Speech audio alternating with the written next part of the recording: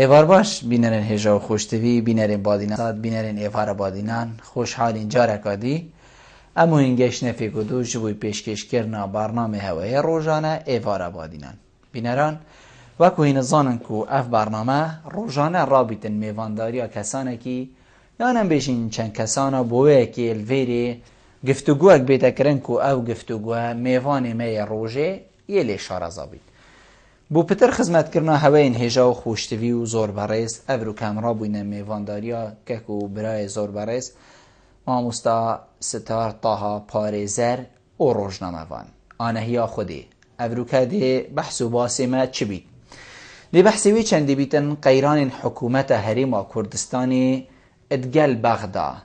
اگرین قیرانا چنه بو چی قیران السال 2003 و تانو که قیران ما بردوامن و اف قیرانه بلکو دمکی دهیتن دی خوش بیر وکرنک یان دی چارک بو هبید لیده بینیش نیش که کادی و قیرانک چه بو اشیادی مصدر بو چی افر کفتنین کو تینه کرن ناگه نچه ام بیشین بنجها کو حتی دیمای بچنو بیسرگیجی و خلکک حاولاتی جه مستفید بیتن اره اگر این واقعیرانا چنه اره کیه واقعیرانا خرابت کتن افسیاره و آنهیا خود چندین بسیارندین وکی و ادوان لاپرادا ما نویسانه آنهیا خودی دیش میوانی میهجا و خوشتوی هینه کرن هین هجا و برز جی شین بریاوان جماروین سرشاشا مدیار هین پیوندی مبکن و راسته و خو هر پرسیاره که هوا هبیتن سوارت بابتی هین شین بگهین نمیوانی ما مستستار دست بیکی تو گله گله بخیراتی سر چاوا افرو کبو ایوار بادینان گلک ساغ بی جعفر ساغ بین دستوشی بو تجی که اقبل براستی پیشکش کرنا برنامه که روزانه ارکوماندی بون پیدوین سرکفتی بیشالا زور سپاس خودی طاقت و شانه دتت زور سپاس خدمت داینه ما مستن بیشین مگود جی بس می دوباره کنیم بیشین بو چی بردوام امت قیران داد جین گل حکومت عراق یعنی سال 2003 پشتی کفتنا رژیما بعث یعنی بشین پشتی نمانا و رژیما گور بگور و حتی ویگاوی بردوام حکومت حریمیان حریما کردستانی خلکی وی باجا و قیرانات دتند گل حکومت عراقی اری اگر بود چه ودگرن بلکه که بالبرز بهم برسبا بسیارتا بدم من فيت بريا من برا بادينانسات صلابت خو و ارستي او پشمرگین بروکین شری و الویرا دا بريا من برا بادينانسات جاوی وانا ما چیت کم و سر رزو نوازش بو خزان بو شهیدات جمینین و دا خازا خود مازون دلوان کن که جهواب کتب حشتا دارین و دا خازش خود مازون دلوان کن که صبر و هدار دتا کسو کارن شهیدا بشک که بلبل اگر ام بهن افرو بر خب دینا قیران دیف قیران بو خلق هرم و کردستانی و حکومت هرم و کردستانی درز بیتن و بو سرکرداتیا کردی درز بنود بنا آستان تریا و دا بدیتنا من جبو نبونا و کلین اکادمی و زانستی السر كيشنت بين حكومة هرم وكردستان وحكومة عراقي ودقريتا و ما سنتركي بكلين الأكاديمي وزانستينينا كبشين دراسة أفان بشهاتو وكيشنت بين حكومة هرم وكردستان وحكومة عراقي بكين دا كوبريكي أكاديميانا بشين تعاملي وهالسكوتني ومعاملات قلب بكين أجر أم بهم برخب دينا رول هزن كردي الدامزراندنا السباع عراقي دا ودرس كرنا حكومة عراقي دا رولك كاريجر وبحزبو ورولك سركرداتيا كردي اترازي كرنا امريكا بجداري كرنا حزب الدعوات بروسيسات سياسي دا رولك جالك كاريجر وبحزبو هرچند امريكا رازينات بو وچندك حزب الدعوة بهتات بروسيسات سياسي دا بل لانی کردی هول دار رازی بکه چونکه امریکا دزانی حزب دعوه دبیتا الرجل و آستانک برجوان دا امریکا دا وشلاک دیتر وجی د عراق نزیکی ایران بیتن جبر هنده امریکا بنا خوش بو بس لانی کردی بالا دز بود ادوی چنده دا اگر هم بهم بره خوب دینا هزن کردی دی سارو که گلک اکتیف هبو و باش هبود پیدا کرنا امن و آسایش السر أستي عراقي هم البغداد هم خواريا عراقي وحتى منطقة بقتياش هرم كردستاني الدسبيكي هێزن ئەمریکا ڕازینەت بوو و ڕێگر بوو چاڵکیان هێزن کوردیدا حتى ئاستەنجی پەیداکردین بە لە پشتی زێدەبوونا چاڵکیان یان قاعدەی و تروریستی لەسەر ساحەیە سیاسیە عێراقی و بەرامبەر هێزن ئەمریکا و بەرامبەر دام و دەستگایان حکومی و بەرامبەر خەڵکی سڤیل ئەمریکا و عێراق نەچار بوو کە هەوڵ بدەن داخازیش کوردا بکەن و کورد بهێن ئەمن و ئاسایش بەرقەرار بکەن لەسەر ئاستی عێراقی الخوارية عراقية وحتى منطقة بقضية هەرێما کوردستانی دەبێرەدا چەند پرسیار دروست بن پرسیار بۆچی هێزن کوردی هەوڵدا لایەنێن یان عێراقی نێزیکی ئێک بکەنەوە بۆچی کووردا هەوڵدا حزبا دەعوە دیسا بهێتە پرۆسەسە سیاسیدا بۆچی کووردا هەوڵدا مالکی کاندید بیتەوە و سەرۆکاتیە دووبارە طبعا ئایا گرنگی چ بوون ئایا بەرامبەر چ بوو ئەوە هاتی نەگرن دیتنا من ئەوە هەمی بوونە بارگرانی بۆ سەرکردایەتیا کوردی و بۆ لایەنێن کوردی و بۆ ئەحزابێن کوردی و بۆ خەڵکی کوردی بۆ چ ڤەتگەڕیتەوە چونکە مە سنتەرێکی ئەکادمی و زانستینینە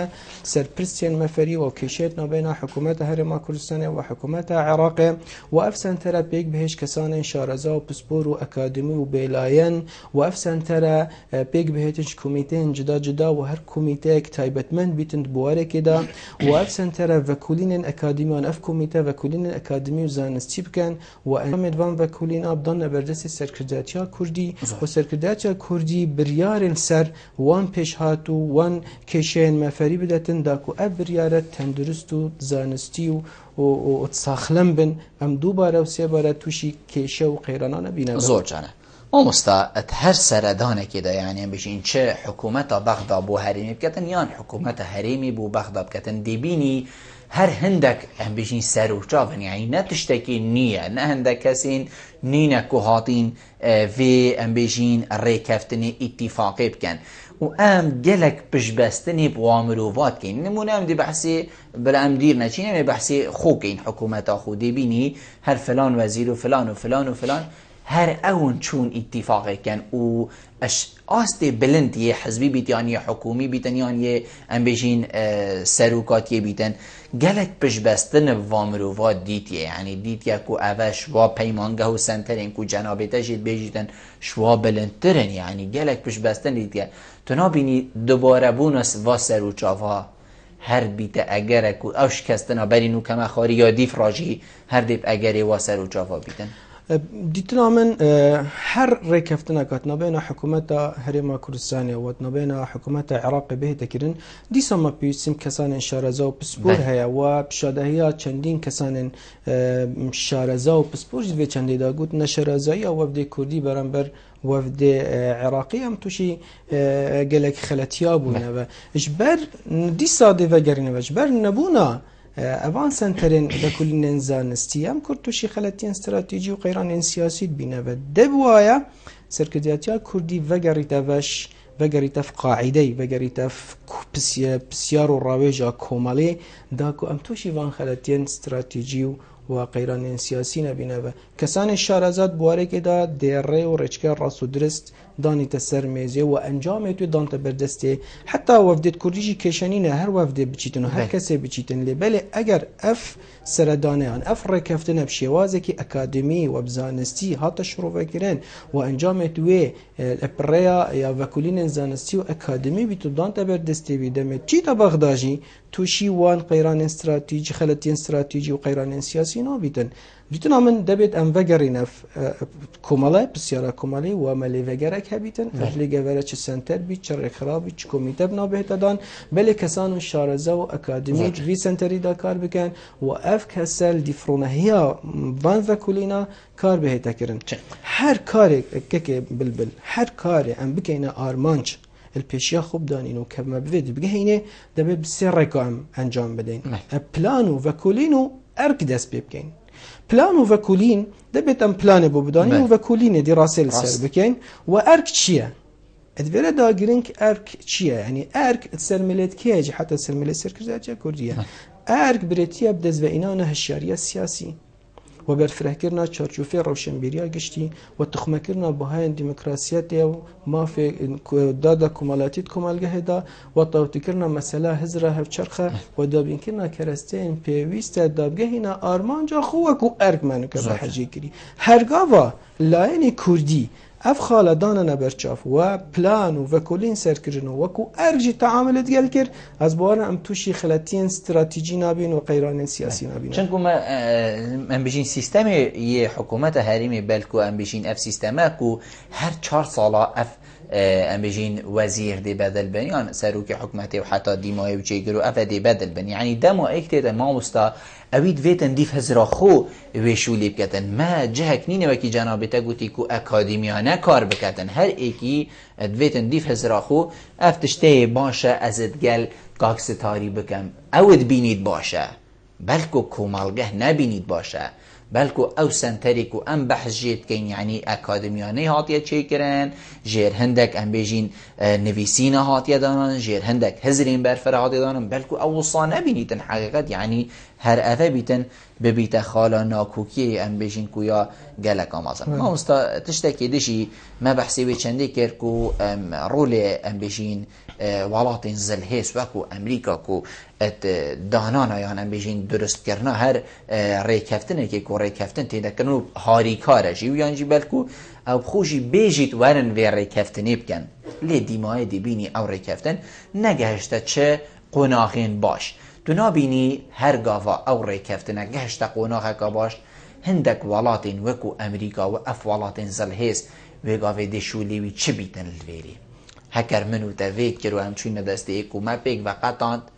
دشولی و والاتا چه بید وگاوه برجواندی اوانات منابین تو نابینی خالا ناکوکیه بلکو هر افوالات انزل دمامت گهی ایک هر او انجارک دی ناکوکیه ناو بین آمده چرکن که هم پیچک لیگ دیر کبینه و دا او بین شولیوان آجیب قطیت بشک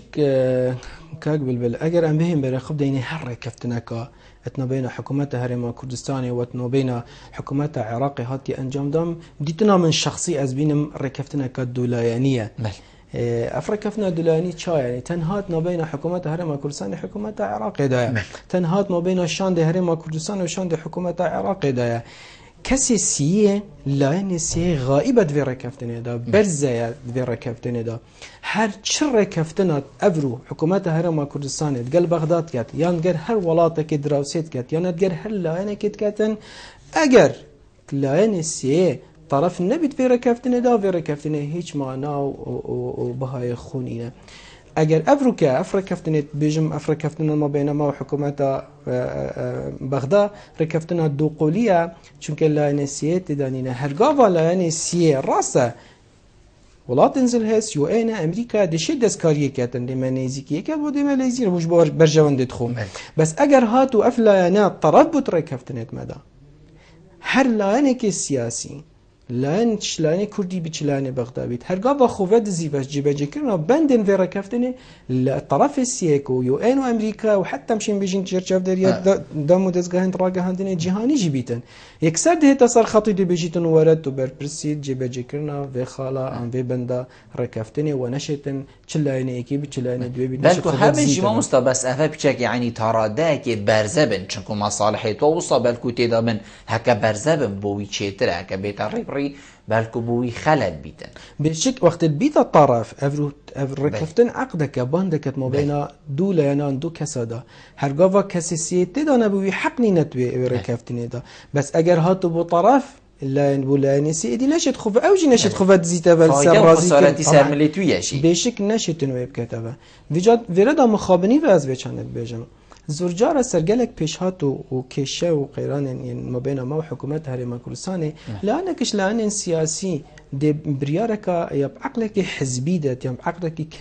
کسوکی دات دویت بارگرانی هم بوی و هم بولانوی سیاسی و هم بو حکومت هرم کردستان و هم بو سرکردات کردی و دخل که هرم کردستان باجا چندی دات و باشترین بالگم بفتن که بیت دلیل و بالگل سروی چند کم افرو که خلک کردستانی پێویستی سنتەرێکی ئەکادمی و ڤەکولینên زانستی هەیە پشتی سقوطی 2003 گەرم بهێن بەحث بکەین کە خەڵکی هەرێما کوردستانê پێویستی سنتەرێکی ئەکادمی و ڤەکولینên زانستی هەیە سەرکێشیان هەرێما کوردستانê بخوو نەبەینە هەرێما کوردستانê بخوو و حتا دگەل حکوومەتە هەرێمە و حتا jî dgel welatên hawsê an jî dirawsê an jî cîran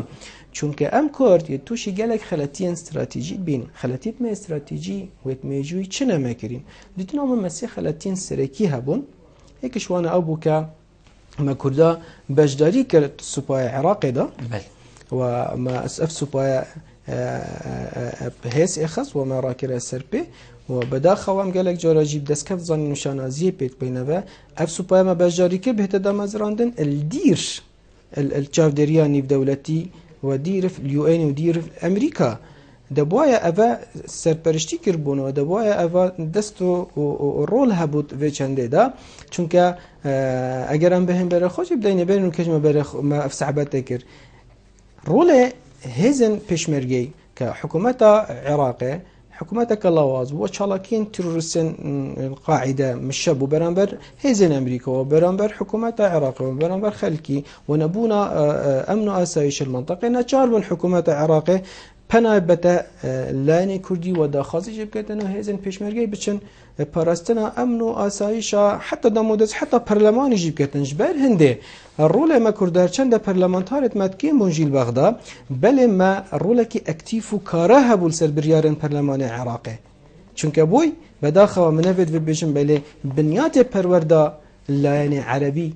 ev layەnê Iraqî ew çendê bêhêz bî pitir rêzil mafên xelkê herêma Kurdistanê dît ve çendê hêz bît pitir pêşilkariya beramber mafên rawayên xelkê herêma Kurdistanê diketin زۆر جانە مامۆستا هەگەر ئەف ڕێککەفتنە چێت هەرێمێ گەل بەغدا بنی بەغدا ئەم بێژین گەلمە بن فارق ناکەتن دەما ئەف ڕێککەفتنە چێت بن هەر ئیکیشمە مرجعی خویی سەرەکی بکەتە پەرلەمان چونکو ئەوێن کەسێن چوینە پەرلەمانی بدەنگێ وی خەلکی چوینە پەرلەمانی ڕوونشتینە خوارێ هەرێکی هەزارەها دەنگ برینە حتا چی ڕوونش نەخوارێ هەر ئیتیفاقا تێدەگرن هەرێم دێچیتە بەغدا سەر فلان بنەمایە ڕوونشتنەک هەبیتن یا پەرلەمانی تایبەت سەروی تشتی هەمی پێ بێنە ئاگادارکردن یعنی حتا vêgavê gelek endamên perlemanî çên herêmê çên Iraqê gazinda wê çendê dikin ku dema şandên herêmê çine bexda îtîfaqiyat kin herhay jênîne dezgahê ragihandinê da dizanin çenda fera rûniştin gel endamên perlemanî bête kirin haydariya wa bête kirin belku endamên perlemanî yên me evên ku li Iraqê tiştekî dizanin دبوده تشتكي بيجن أبي نكن أبي بكن هو بكنها چنكو أبيت ناف موضوعي دادجين يعني چند فرع أبرو كمرجع ما يساركي ببيت أندام من برلماني أوين البغضاء و تمام دمدا بريان بچين دفوانا جي هم الفيري گفتوگوه که بكين چد قال أندام برلماني بي سروك برلماني و سروكين همي فراكسيونين هم بيجيني بشك دارين برلماني بديتنا من اگر هم بهم هيري بري خب داينم وصا ديار بو وصا خويا بو كا لكت نجهشتنك و دفكر نشتنك هبو ما بين حكومة هرما كردستاني ونينر مال البغداد فرا هماهنجيها بتنتنا بين حكومة هرما كردستاني ونينر مال البغداد وكنت أما جاب بيشان كذي چونك أوت نف حدث ده وآجاش هميت اشتهاء جبال هندي جلا كفرة ما آجاش الإكودها بيتو تنسيقك بيتو هماهنجيها بتندات توشي أو خلتين برينو كما بحجي كخلتين استراتيجي وقيران سياسي نبين هرقافا ما آجاش إكودها بو هرقافا مرينشتنك ما هبو هرقافا هماهنجيك ما هبو دشين بريارا الراستو درز دين دشين إكودو جهين جاري وهي تشتكل بغداد سروشتیه بله او تشتل کردستان نه سروشتیه جاری واهی تشتل ویرا ند بر جوان ده هرما کردستان ده بله الویری بر جوان ده خلک هرما کردستان افلک دینا گهشتنا دیار بو چون که وقت بوی امر الواقع ناکو کتمت گل بغداد پیدا بوین بو ما دیار بو که اف تنسیقانینه اف آگهل اکودو ترنینه فرا جارك دي ما مرجعك هبيت ما لبجارك هبيت وحتى بوارم رويش ما هي شفاي ما مكتبة برلماني ما يتين بله اف مكاتب ابو جهاتي ندانن غير بو جهه برلمانتاريه وهما هنجي كبيت قال حكومه هرما كردستان يعني قال لاين دمو دزغاين بيوندي دار بله روي براكتيكي بس بوارم نبويا براكتيك تطبيق نبويا هيفيد كم بزفرنا في مرجعي وبزفرنا في هندي هست بربسالتي بكم برا مخلتي هرم كردستان چونك فرع أفريقيا مهمية آگاش هيكو دو هبيد أمد جمية كده ودرزت كفتنا بجمية أجر أفجمية خدنا كت نقد بو أم هميدية نقد بين وأجر أفجمية سيرفي بيلت هميدية درجة هميدية سر كفتين وسر كفتين جيبوا ملاتي كرده وإن شاء الله أزجش بينم دي هر سر كفت گازنده کو أفريقيا جاده هر النينرين ماجيد كتنين بغداد دماكود بيجن ما هايش و اتفاق يعني بشتي كيشة درست بو شني أو هاتنا دنك و ما هايجين يعني هكار برينو كا بيجين خودی کر با واسه افب دست و هات با ببا دست کفتی بو حکومت هریما کردستانی و ما اتفاق کر و گشت سری و هر تشتک وکی خوب ریوت شو بلکو وانا جی خوب بیدن کر با یعنی نینرید ما جی خوب بیدن کر با لیمن وی استنی وی رون کرنه بدم یعنی گازنده ابروکا جاده جی النینرید مدکن پشتی حدث چه بوی ریدان چه بوی پاشی پارلمانتار هات ندنک کو ما هایشه نبود ما مستعد من ام دیوی پیوندی ورگین آنها یا خودی باش دی فکرنه با کا کارزان ایواری باش کا کارزان بله دیاره کو کا کارزان نماد گل مدا ما مستعد ام هری سر بابتی خوبین گلک جارا دا ام بهین چش آستی سرکرداتی بتن و حتی دیمای ما گلک ام بهین بحثی خوب کریه ما گلک بود یا امت شين هوكين امت شين ما افشيها هنا ويعني حتى دي مهمنا هنا تفصيلا قوتنا ليه ما قالك دنك وكيام كردي بيشين دنك الخدا كوما افهزو شيعانت خو ريفا برنيه هنا يعني تنابيني افروكا افاكو حكومة عراق الكلمات كتن افد بيتا ام بيجين او عقوبة او كو ما بخو قوتي افروكا يويف سليمتين تنبيشتن كا هندي چاوشين خوب ريفا بن يعني تو بینی بوی چند جید و گریده و یعنی بریاردانا وقتی که او وقت نه گنجای بید یا بریاردانا پلس کند برجواندی خلکی دا بیدن بشک یعنی افرو رول حکومت هرما کردستانی و سرکرداتیا کردی دبیتن ویشی وی بیتن شولی بکن بریار ندن حتى وقت ببريارة تتون ببريارة بدن چونك راست أفريقيا أمد چارچوف ولاتا كده دجين كعراق بله هر چار كنارد ما او ولات دراسيت ما خاك كردستان جردست وما بنيارت خود زانن ما بدشمنت خود زانن رزگار بون و آزاد بون و دولت بون و فدرالیت بون يعني کنفدرالیت بون باش هرما كردستاني الباشور كردستاني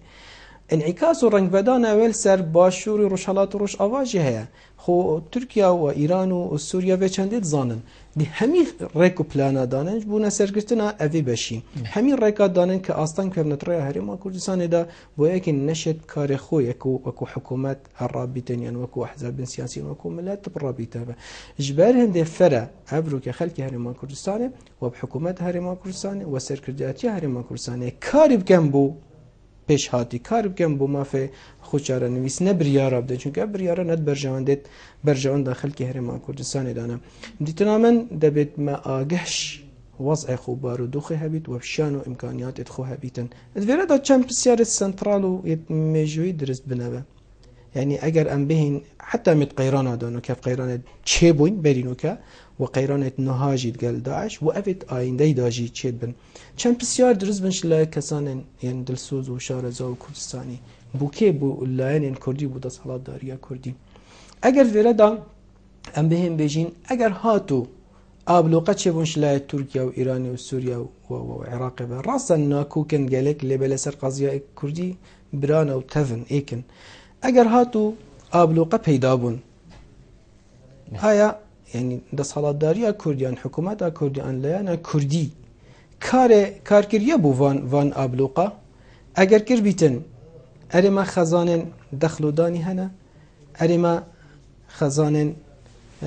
يعني غازو بنزين هي اري روحا همي ملتا كشتوكالا كردستان اتش استو روش دا ايا باوری و متمانه خلق کردستان اتشاز دایا برانبر دستحالات داریا کردی برانبر لایانی کردی آیا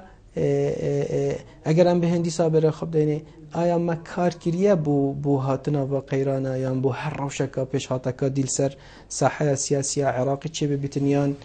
روش حالاتا ناوین اگر راسته يعني اگر راسته مشين او اداره كرنا كسر بخو وبنيات تحتيه خو ما بحيث خص بيتن قيتشي كد بلا بكت بل اگر ام بزانين ما افكار نكريا ما اماده كاري بو چند نكريا دبيت ام نكين وكار بو بكين پاشی ام با بریارا بدین حتی وقتی وی بریاریت هتن بحث کر که خلاتيت من ين استراتيجي ويت ميجوي ما كرين ما يكش وانا بحجي كما بحث السباع عراقي كر خلاتيا دوي يا سركرجاتيا كرديان كلها يعني كردي كريم الدروس كرنا حكومات عراقي وبسركرجاتيا مالكي ولكن ذكرنا لين عراقي كسنا وشيعة بونا دوباره يعني افبو اگر زدبونا قيرانا وزدبونا اريشا بخلك هرما كردستاني چونكا يا خويا يو ديار ما بحجي كر يعني چند حکومت عراقی چند آب حزبیتن اوندر رگیرد سرداخازی و مافین خلکی کردستان چند ناکوکی هبن و چند آلوزی هبن و چند گرفت هبن ما بین آواندا پتر رزل مافین خلکی کردستان گیریدن اگر ما بری خوب دنی بری هاتنا داعش اگر اف ناکوکی زیده آلوز ببون و ما کرداجی پتر هاندا بون از بوارم سنة خب فيدراليات تجي رازينات بون وبالله دولتك السني چونك او سيستما مالكي الكرداج يتكر هم السنة الشيعة السنة يتكر جهاز بوي كان كسنة الى بدولتك هزر بدولة طبعا هزر بدولتي بون يتكر في حالتي دا يعني احتمال هبو جرسي برا يو ان عراق بو سي بارچا بو دولت اباجي اكشوان خلاتيا بو كماكري بو چي ما ركفتن قال مالكي كرن وبو چي ما مالكي دوباره كانديد كير آیا هوکار چه بو گرینتی توی چه بون رکفتن المدگل مالکی دوباره کرنا سر دست نشان کرنا مالکی بو رئاست عراق تنها تنه او سوز بون او پیمان بون یان او فتره یا قناغا بيك وخباتو بزاف بو دجي رجام بحث راسي سيدا بلبل افنا بنا هوكار كان بشين بشت بستني ما كسكي كالهواله مبويه يعني دوستي مبويه بباستين وبشين بسيار مفري عن كيشين مفري رادستي هوال دوستي بكين اگر هم بهم برخبين حتى جواكي كردواري اگر هاتو كيشيك هبوت ما بين دو كسادا يعني دو بنامال الجندك كردستان يجي ده هاولدن کسی سیه اینت نافره کفتنی دا بود دیدوان و چاودر اف کشه دوباره نبو بوفه دیتنا ما کسی سیه مجبیر کرد که بهتت ما بین ما و حکومت مرکزی دا کس که اوجی یو این بو و امریکا بو فر بو یو این و امریکا نفهمی کشت مده بود دا ابرو که لعین ایکی که حکومت عراق خونبت زیتا باش جبجه کرنا ما فين روان بين خلقي هرديسان مالكي بلان واستراتيجية تتصل خطيط قال ساحة سياسية عراقي بقشتي وبتايبتي لنا براسة عراقي وخارية عراقي باشي هذا هرما كردستان كشريط قال ما بكتبه مالكي عندك تشكارينان أمريكا الرازيكر كأمريكا بشتفانيا مالكي بكتن رابو بشتفانيا أمريكا رابو أو هزين شيعة هفت ديجي بروسيسا سياسي شبرن و بارك الزبلاء حبكار إنا وبصدان أفسر وبلادار بحثي إنا نتناف حكومة نف سوباي عراقي ببرجوان دينخو وهاول دا صحوة دروس كرن وعشيرات عرب راكشان نتناف ناف بن سيبر أخو بوي كان لي بيجي خوب هيس بيخيتن وأخو راجر بيتن بشيتن بري عربي بارشة بكتن هاول دا همان سيناريو وهمان رجل خلق كردستان جي حكومات هرما كردستان جي سر كرداچا كردجي ابكار بينيت لدير دستياوي ونكر كمالكي بشتن افي بلاني و استراتيجيه جيبجيب كتن مالكي بيوسي بچه هبو برامبر خلق كردستاني بيوسي بهانه هبو بسيارش دردورت خود كرن حوالت خود كرن كسان دوروبرت خود كرن ام شو بكين باشه مالكي طبعا دست قيرانا كر برامبر هرما كردستان اف قيرانا چابو الحاجات تگريا بهانات گريا دا بشت قيرانا جيبجيب كتو پیدا كتن رابو دست بكر جولاندنا هيزل سنور هرما كردستان بوئي كي خلق هرما كردستان حكومت هرما كردستان يعني پشمرگی هرما كردستان حتى خلتيك بچيش بكتن دا بهانه هبيتن بشت بهت سر آخا كردستان و بشتن بوي حاجات بهت كردستان دويردا بو مالكي باشترين بيانو پیدا بو باشترين حاجات پیدا بو کشا هاشمی بو کشا هاشمی بو که اوفش بو ما قیران درست کرد بو مالکی گلک دلیوه بو که بشتن آرمان جد خود جی خلق هرما کردستان جیب کتن هکر معقوله هاشمی بهتا هولره و پاسانتو بهنا گرتن و او نهیتا گرتن آیا آرمان جویره دا چه بو؟ بو چی هاشمی هنارته بره پشتی هاشمی هاتی کردستانی بو چی هاشمی خو گیرو آرمانجه چی بو به شکل وره دا هاشمی دویا او هوالبندی و دستایتیات نابینا سنه و شیعه و کردان دا او هوالبندی درجه های چند ساله و قوت و اشیان بریار الپرلمان عراق بدن و هزا کردی و هزا یا شیعی هلوشینیتن و شواب کتنجی و مالکی دویا کرد توشی خلطه که یاسایی ببن و قانونی ببن اویجی هوالداش بر هنده هاشمی هلا بجت ری داری و بهت هرما کردستانه و ماجی اویجی استفاده کرد زررمند اکید ادوی یاریا سیاسی دا کرد بون دیسا اوش دی بیتا بلگه بو آخفتنا من که ابرو که ما پیویسی بسنتره که اکادمی و وکولین انزانستی های سرکشین ما بین حکومت هرما کردستان عراقی اگر اف بسیار الوی سنتری هاد بو کرن و وی سنتری حتما کمیته یک تده بو شارزا و پسپورت یاسا عراقی تده بون دمی بسیار لطاقت کرن گود بوی ام چپ کن گلوی کشه هاشمی هاتی قصدا معلومات که طریق چاره کایاسایی طبعا ما اف هلویسته نبو هست هلویسته که عاطفانه انسانیانه ما برانبر هاشمی بکار اینا چون که دیر بوش زانستین سیاسی دیر بوش یا زانستین یاسایی اگر افسیار الوی سنتری هات بکرن دا بجیتا سرکردیاتیا کردی دبه بزیترین وقت چون که شارزابون یاسین عراقی دا بزیترین وقت هاشمی کردستان چول بکتن بری محکمات اتحادیه عراقی بریاره که بداتن و ام کرتوشی احراجی و قیران سیاسی و خلطین استراتیجی ببین اگر اف بسیارش سرکردیات کردی لوی سنتری کربو دا بریاره و او بیتن که بزیترین وقت هاشمی کردستان طبعا جهبه لیتو نمیتر کردستان دا ام توشی خلطین استراتیجی نبین مسلمه پیوندی هنه بلا مارگری کاک آزاد کرم که باشتر زور سپاس کرم که زور سپاس بو جنابیته زور سپاس بیاره رجل باز عمجاگر خواهد گرفتم خوش سال 2000 ببینه دنگی که آزاد گلک نخوشید بهیدن دروز کنم باید دخول نوری مالکی دا نظام ده صلاة العراق ما مصاش عمارات يعني شدة صلاة جيكنا بتي يعني بتن يختار المهجي شيء جهنا مع مالكي السياسات القانونية بشدة تحسس في استعمال الصوت کاک آزاد دنگی تهند خوش ناگهیتم من نظانم اگر چنه از خوشی تنگشتم دوباره همی حوال دا این تلفونی بگلتب که اینه و کاک آزاد بلا برادر حوال دن پیوندی او بو جنابه تبکن چنکو دنگی تهند خوش ندگشتم امی باب آرامی برگرین باب آرامی کرم که الو کرم که باب آرامی افضل نباش باشتر سسری من بله دست خوشی وقتی هم دست خوشی فایدات هم بو بیتبر زور جوان زور سپاس بو جنابه تبکن نه و کردستان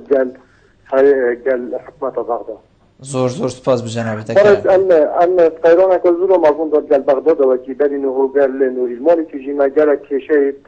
عبوریت حتی نوین آود نچره سر کرد بلکه امریکا حکومت مرکزی عمل بین گلک حاجات دور الحریم گریدن دیگه شما چند بری نوان موچا بری نوکه دانانا وی کشه و نخوشی قیران که انتدا و کاتنا داعش و که هم بینین گلک مترسه که مازانه که امریکا دو حریم هاتی کرد باشه آیا چند چه امریکا ما مستحله بوم امریکا رو کتن که اجبه قیرانی خلاص بین آیا من چه درهب بخونت آنها نه که ام صباحی اجبه قیرانی ام خلاص بین آیا من هم در زانا و رئیس بیمانین حکمت آمد بین به قیرانی گل حکمت مرکزی صافی کرد باشه دولت که بیانی بهتن اقمد ام دچار شین به قیرانی سرخوراکه دبی نفخود ام لجنك الثاني ده ام خلفه قيراني خري خلاص كده ولا سيده باش هر ابابو دم باش زور سپاس بو جنابی تا کاک آزاد دوباره گلمه کرم که کاک آزاد تیویه دنگی تا باشتر بهیته ما کرم که کاک آزاد بله کاک بلبلا دم تا باش دوباره باشتر سری من زور سپاس کاک بلبلا که من آماجه بکری که ما مصاحب برز گلک آماجه به هنگی دا که زیدگاهی دسالات مالکی دناف هر سه دسالات جبجکرنی و دادگاهی و هر وسا پارلمان دا کو بداغ و لیستاوی ناو دولت قانون بو گل جرم من آماجه فکر دیجو التزام بالروح قانوني بكت الدستور ما ندي او دستور همیشه عراق كل سال 2005 جهات يدان ما دي شوا مصايب جهات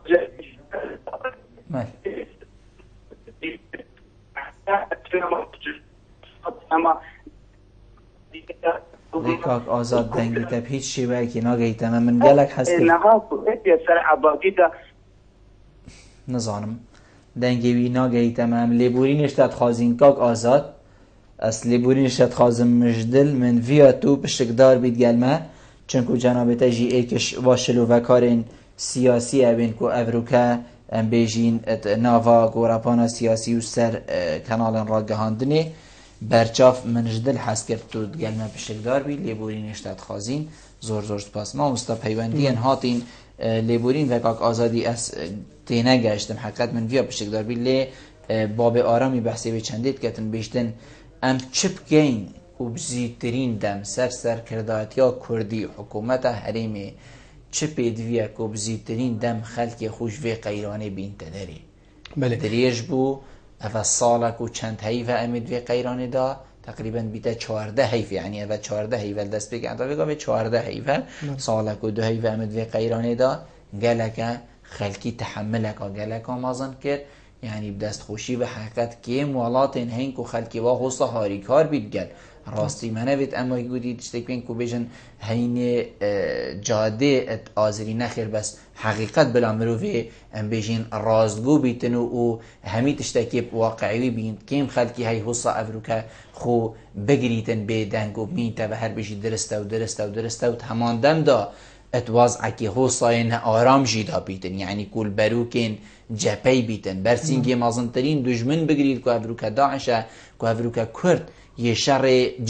شری پیش جهانی خرکی بد کن و بیدنگن جی اف قیرانه بسری مهادی چه بکن سرکرداتی کردی که همش وی کشی خلاص بینو خلق بیتا پاداشت کرن حقیقت بله کاک بالما دست بیکیش بحثی آرمانجه که هر آرمانجا مدانین دبیت بپلان و کلین و ارگ دست بیکین تفیره دا جی آرمانجا مجید بی برنامه دا شروع وکرنه که سیاسی اما چما بس جی بینینن بس اگر هم بهم بر خوب دینه اف قیرانات تون 2003 و 2005 دست بینه کردین و حتی که هر گل دست بکرنا درزبونا دولت عراق سال 1921 بس بگاوه درستایی هاتا چسباندن یعنی طبعا نوکه حتما ولیهات که گهش سر هستی کردواری هم زمان کردواری بیجین ام بهم بر خوب دینه دست بکاد مزراندنا دولت عراق السال 1921 و موقف کردان کردستان کرد بشوی که گشتی هات نهلاویسن حتی 1924 پشتی بریار هات یادان کردستان وگریت اول سر حکومت عراق طبعا اول بریار که غریب و هم بود عرب آجی هم بود ما کرداجی الوی وقتی حتی يعني صار 1921 حتى 2003 كرد وعرب وشعب قصري يعني بتعدى مان الجرسي برا صحالات عراقي توي وقت دا ركس مدرسين سياسي سر أس عراقي تشيبون مدرسة سياسية السني مدرسة سياسية الشيعي مدرسة سياسية كردي مدرسة سياسية الشيعي بوقت دا پیدا بو بنما وبنيات في مدرسة يسر أسك الديني بو والسياسات الفيديو ما هي تكليه وكر أوج مرجكي كمتعارض نبيت أنكو نأكوك نبيت نقل مسائل الديني مدرسة سياسية السني بحكم چند نزيكي تركيا ونزيكي سياسات تركيا بو وبتر فكري بون وبتر وسياسات وريك وبلان دانان بو تبصر كرنا هر دو مدرسين دي كالسني وشيع كردي وشيعة بونا مدرسة سياسية كردي بتر گرینگی دادنا مسائل عسکری چون که نچار بوین و الى نمان و قرکرنا وی ملتی تو چند دبا مچاب خو عسکریان تطویر کنو بروانیش دا خازیان خلق کردستان که یعنی خود سال 1921 حتی 2003 افناکو که پیدا بودن و 2003 ما توافق باش داری تصالات داری حکومت عراقی داری دی سال 2003 حتی 2005 و 2005 حتی 2013 تقریبا پلان بو متات ندانن پلانش لعن مالکی و در دور مالکی بو حرم کردستان تات ندانن و پلان دانم چا قیرانا پیدا کن بو خلک حرم کردستان و بشین شرکت گل حرم کردستان بکنی چون که مالکی برف تاکروی و دستهلداری مرکزی و دیکتاتوریت چویارون آشکرا بود چون که هز بکارتینا و پارج بکارتینا جبو پارچه کردن و ناکوکیت نبین خلک عراق بگشتی و بیشتری همان شر هات هرم کردستان بشتن کارتی کردن الهرم کردستان جی بکتابه لبل مقصد آمد ویرا داد چیه ما پی باشه هرم کردستان بیانو یا حاجت دا دلیوا زمینه یا خوش نکرد با کسان وکو مالکی بشین فشار بخنه سر هرم کردستان ابرو امی بره خود دینی ناکوکیت ما اف قضیه هند مازن قضیه کردی ما یا اینا کلیت موچه و بوجیرا براستی چون که بوی اوه پلان و استراتیجیت تینمه وقت پلان و استراتیجیت هات نخل که هرم کردستانه و هات نسر کردی کردی و فعلا پلانت و سر گرتن و هم کفتی نخفکا مالکی و حوالت مالکی چون که اف قضیه هند مازن قضیه کردی و برف مافی خوچاره نویس بچین و همه داخاز سر بخونه ولاد بونه و دولت بونه بکن ابرو که متینان مجیل چه که گلک ساده کساده ترین مافی خلکی حوالاتی موچویه بوجویه گهشتیوی حدی که موجمه ببریتن باشترین ریکو چاره سری افروکه که حکومت هرم کردستانه یعنی سرکرداتیا کردی لب گریته و گریتش بهسکر ناجرخانه آبوری هرم کردستانه ایدیدا امو سامان سروشتی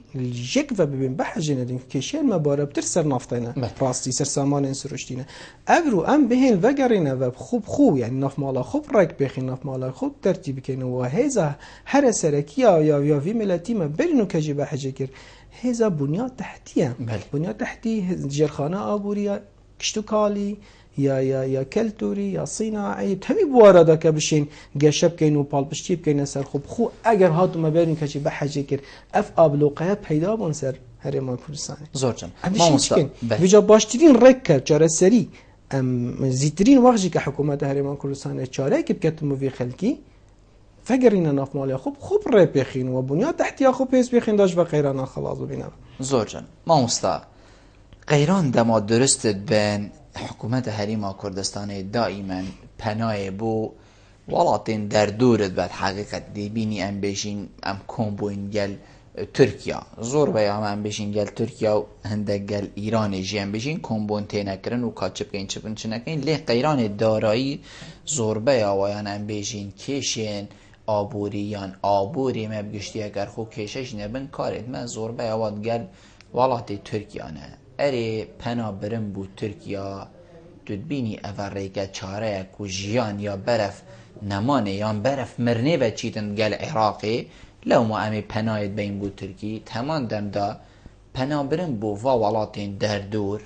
ترکیه ایرانه هر ولاتکی دیه تو نبینی حکومت عراقی جی وکو طول وکرنه کارتا که طول وکرنه سرمب کارتینید که مادم هم چند هود کنه ها اتفاق و روی نشتن و ورگرتنا پاره و قرضه و حتی دیمای ایشی دیوی بسری هوایینم طبعا زانستن سیاست دا حتما همی تشتینا کار اینان بو چند مبستا حکومت هرم کردستانه و سرکرداتیا کردیت زانیتن چون که پشتی هاتنا داعش و او قیران بسر هرم کردستان هاتین طایبتی یا سیاست نفته دا سیاست سامان سروچی دا همی زانین هکاره ای که ترکیه بویا و حکومت هرم کردستان جیوه چند زانیتن بله اگر حکومت کردستان نکفت ریک نکفت دگل حکومت مرکزی ترکیه وکو و کارتا کفشار بکارتینیتن جبو بویکی که اگر تو ریل ما بگیری من درگه هیدی تری هی لی هر ندرسته هم فقرين في تركيا بهيش رانجي كي نابي تنام ديال الحكومات العراقي خو قطب كاينه اگر هاتو خود دنيا هم ببينه يعني كان فتره كدي ببينه الدوله جينات بيت ام علاقات خو بيونديت خود ديال الحكومات العراقي دابرين چون كدي بطولات كي دراسيه جيراني ما يعني بشرنجا ناتش بيت ام ديال الحكومات العراقي خو جداب كاينه چون كه اگر هم بهم بره خوب ديني ابرو دست حالات دارن حکومت عراقی همان دست حالات دارن وی خوله همان دست حالات دارد برینینن اگر هم بهم برای خوب دینی جوازیه که هید مبین مالکی و عبادی مالکی دائما سیاست یا مرکزی و وحشين بجمته برف دكتاتوريتك يا اداري يا سياسي يا عسكري كفتره چونك حتى الشر مالكي قال ما كرداجي بچن قناغه شر ما يكري فرقیه که هید ما بین مالکی و عبادی کسان در دور مالکی و کسان در دور عبادی دو چیز جدانه. سیاست رسمی سیاست مالکی شهرستانی کرد که سیاست که تند یا هرشه و دجاتیا خلق هرما کردستان مبستاوی بو آرمان جدی بون و مالکیش جیبجی کاری به سیاستی بوده بیایه بچوانه بو شهرستانی بو جیبجی کاری سیاست مالکی لیبل دیردا اوی سیاست اوی جیبجی کرد. عبادی نه، عبادی کسی که نرمه و کسی که شارزه و سیاسیه زیده باری وچندی در دورت ویجی که عادل عبدالمهدیه کسی که آرام و راحت و دوست کردایا از گش بینم به رکفتنه براسی لکتی نگهش نیتین لیبل از گش بینم توی رکفتنه دی هر سر گریته و چون که عبادی خوب سروک انجمن وزیران دتن یاسین مالکی خوب سروک وزیران دان یاسین دو تا شش جدا بون اوی بریارا تا کانادا اوی بریارا جمعیت هیچ خلق که برنامه ویدئویی ما پیوندی نورگنه لیکاک آزاد گلک مسترا بشکداریت برنامه دابکت ما مستعمدی ورگریم کاک آزاد ایوار باش زور سپاس بجنابی تهیوی من و دنگیت اوی جاره درست بگیدن کاک آزاد کرم کبرا زور سپاس بوده تو بره تو راکش بقای سلیمانی تمامی نه بله سلیمانی یارا اکثر آماده فکر کاش بالبريتا عراقي او صورة تنظيم بروسيجر سياسي بكت هر صلاتك ياخذ هر تحكي بصلاتك جيب دا يان برلماني دا يان شاكي دا تحكي يعني الصلاتات ريكا انتخاب النائب دا تركل شيء دا صلاتك تشتكي قلت الدستور خلق دايم مخول كري بس عراق أزد بينا ماكي ما منتاجي آماجة فكر هش قولت مالكي كفتة بنابل يساوي دولة القانون بو دولة القانون أوكو التزام بالروح قانوني بكت دستورة ما تجيب جهنما تجم كده صلاة نما لهي هش صالن دا صلاة ويدا السابق بوتا دولة القانون برلمان هشتم بيزم نوعا ما إفليس كر دا صلاة جادورية حتى محكمة اتحادية بقران نما ما يتكدني نكت الولاصة كده أجر تجري سروكومار بتدبيرورس وكي كاشدار أماجة تكري مي بروجة كده ما دشار إرهاب 2005 عراق يعني تتصور انت كي أجد بنا أشعر في أشياء باسم جنك خراب العراق كنت بسنة توافقات السياسة أهمية الدنيا ده تحكي فقه الدستوري الفقه القانوني ده دستور تنظيم حياة السياسية كانت نفس توافقات السياسية بديل بنقول دستوري أجد بينهم يعني تبرخ ده كنالة عربي إيش سوان كنالة بغدادية يعني جلس أكاديميان قازم هي هبولاتيان لبس حتى هرما كردستاني يعني فرصة نقصدني برا هرما كردستاني وبغدا وقت ما تصفوا يوضي دستوري فيش كيف داجيدي برينا بشكاف ودي ما دام كرسي ما بزت نبي السيستم فدرالي دانا هالكل رقصنا مع عراقينا ناس بتوبي فرصة بدانا مدير موظفة بكيا فرصة توافقات السياسية أجد بينهم أقليات السياسية عراقي بيتي بكتن أكاديمي وكفوء هاي أجر متحدة نتوين هكذا ووفايات وليزي هاي أمريكا لا أنت ترخص تكتنا عقليات كفوء رافع فيهم يعني حتى بقى عبادي باشي هاتي بس باور بك عراق لازم تبني وفايات وليدة بس چونكي عقل كفو لسرد صلاة دانين تدقابية صلاة دكان حتى انها نظام فرق بين تدايترن بنفنا هر سيدة صلاة سياسي داكو بدن the principle separation of power كاشدات الزامن مبدأ مونتسكيو نينا العراق دانينا او ما قوی بهش خودنو زور بله زور سپاس بو جناب دکاک آزاد کو تو گلمه بوی بو چونین ام بشین جوان بون کو ایک شو بو چونا بو کو عراق ام بشین پیدوی کسانن باشتر شیاوتر هيا و تماندم دا بحثی وچن کد کو بیتن عراق بردام بن چافدیرین ام بشین نیو دولتی دا بیتن بو یک کو جناب تشی بحث کردی یعنی کسان سی مرم پی اوکو کسان ولاتین زلهیس کو بله کو سرپرشتیا واکن بوناب کن پشکداریا واکن بوناب کن او جی ادگل دابن باشی و خرابی که آزاد جی هر و بیجن هکه ترون کرنه که بیتن بو که آزادی هکرنه دائما برفدیم و هکی بچی دم آمستا هر تعقیبا با خفنا که آزادی مال دسبيك يجي قلت بداخوا يعني بنيات پروردا لا يعني عربي او چند بهز بيت بتر بشلكاريه مافن برامبري خود که چند بهز بتر رزل برامبر خود گریتن واز قالوا ما بديتن من ابيت دبيت يعني امريكا ويو ان افريكا بهن سرپرشتي حكمرانيه بوالاتي كانوا اف ملتن يعني نتواجد وكردو وحتى اين جداجت ناف عراق ده بهن باراستنا جيانا وكانوا بهن سيستمك هي سوسيال ديمقراطي الوالاتي بيراو بكان هرشان نتقل عقل عربي ناقون جيتن لبله مجبور النشار من اما عراق كان سي دولات يعني انه كان سي فيدراليات يعني كان سي كونفدراليات دا بشين چاره سریا قضیه عراقی بکن. بله ما استاد دی بشم جنابی تک و هکر کرتی تو برسف سردی کی اگر سرکیه بو نه گهشتن آرمان جاداوی یعنی هم بشین منو تا اتفاقیه کرد کیش ما اگر کو اف اتفاقیه نگهیتا بنجه بديتنا من افرو كان بهم بخبن الساحه السياسيه عراقي خو برستيا كهيل التايبتي الخاريه عراقي والتايبتر نافراست عراقي كالسنه بحكم نص صاله نص صاله حكمرانيه الولاتي كري افرو كان بهم برخبدني شيعه بهنا سر حكومي وبرخبدني كرجي وكو دزوان خوب كارتينان وكردا دائما همتش كردا حلال بو بدستوان خيناوان ملكيوان سامانوان افريكا بين بيتا بشداريه ده صلاه عراقي ده بكت حكومه مثلا ازادي جامعه بيجي هسه ده صلاه بشداريه ده بكت وحكمران الولايات بكتن ونافيتن خو براسيا قال ده بكسي عربي هي وبتايبتي عربي السنه وبتايبتي عربي الشيعه كا اوستما سنه لكي دي ساي دوبارات كان شبان عندي افناكو كده هاد بردوام العراق والا تاكريك تاكچره سري بو عراق بيتسي لاين سيبش ويجا تشي دولت بن تشي كونفدراليات بن تشي هرم بن ومنافسه كسر اساسي آودان کرنه و خوشگذرانی بکفتت ما بین هر سه هرمان دان هر سه کنفدرالیت دان هر سه ولات دا بشتن جارکادی روح جیان الولاتی گشب کت وشی مبیتابا کاک سردی ما هیچ پیوا جنابت دی چی بیده بدیتنا من کاک بلبل افرو امی بر خود دینا سر ساحه سیاسی عراقی و صایبتی ساحه سیاسی کردستانی امی بر خود دینا لاین کردی همی حوالات دتن که بشتن سربخوبونا آبوری بدس خوفا بینیتن کواتا سربخوبونا آبوری گردای سربخوبونا سیاسی هر گاوا ما سرخوبونا آبوری بدس خوفا اینا نزیک دی سرخوبونا یا سیاسی جی بدس مکبیتن دویره دا سربخوبونا آبوری یا الجر داگیر کرنه کواتا سربخوبونا سیاسی جی یا الجر داگیر کرنه اگر هم جر داگیر کرنه دا بین کردستان افرو جر داگیر کرنه دا بیتن هر دمین الملت که کمال شواندی و مای و دو کفتی دوی حالتی دا ام کرد چپ کن داش به قیران خلاص ببینه با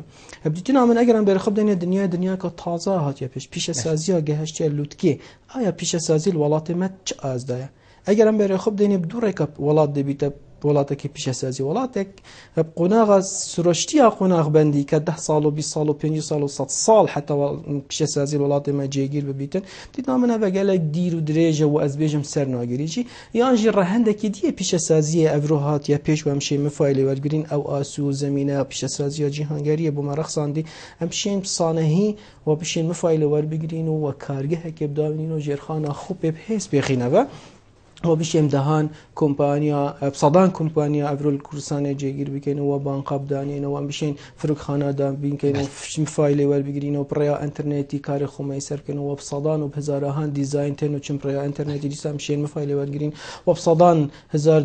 امشین برای بانک کردستانی و کمپانیان کردستانی و کمپانیان بیانی و بانک بیانی سودی لور بکنن و بشین تو وقتی که گلک نیزی پاره که گلک مازن دست خوب یخین و ابدهان قناغ برين ووقتك جالك نيزيك في باريت والله خدا جيجير كانوا بجهنا أرمانجا خوك أرمانجا ما بحاجة كري جرخانة أجر ما جرخانة نبيت بدينا من كاق بالبل ما ولات نبيت ما سيستم نبيت ما ياسا نبيت ما جرخانة نبيت ما كمال الجان نبيت ما جرخانة نبيت ما دامو دزجه نبيت ما جرخانة نبيتن ما